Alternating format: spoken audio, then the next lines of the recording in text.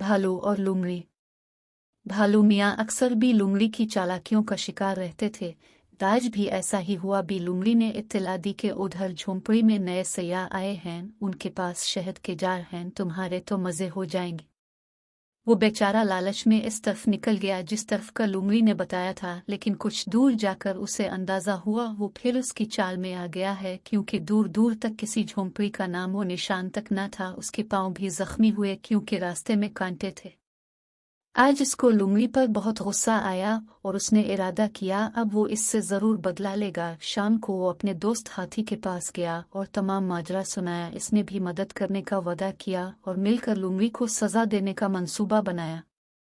जंगल में हर रोज किसी न किसी जानवर को बादशाह शेर के हुक्म के मुताबिक ड्यूटी देना होती थी। वो अपने मुकर्ररा दिन पहरा देता और अमन व अमान कायम रखता।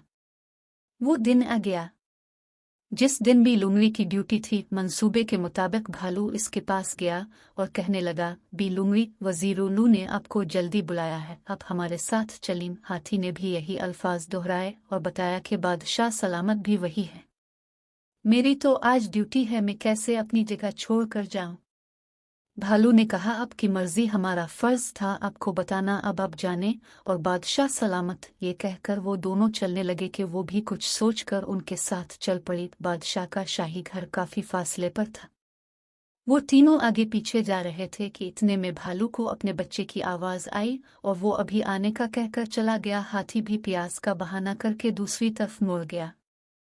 बी लूमड़ी भागती जा रही थी कि इसको शेर की धार सुनाई दी। जब उसने गौर किया तो आवाज इस तरफ से आ रही थी जिस तरफ इसकी ड्यूटी थी। इसको सारी बात समझ में आ गई कि वो बेवकूफ बन चुकी है, अब इसको सजा मिलनी थी।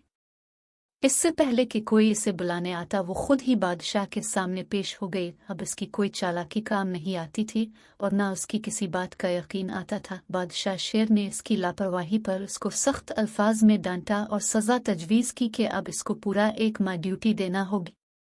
ये सुनकर भी लूमड़ी के होश अलिफाड़ गए। बादशाह के जाने के बाद भालू और हाथी दरख्त के पीछे से सामने आए और एक ज़बान होकर बोले, अब मज़ा आया कि दूसरों को तंग करने का अंजाम कितना बारा होता है।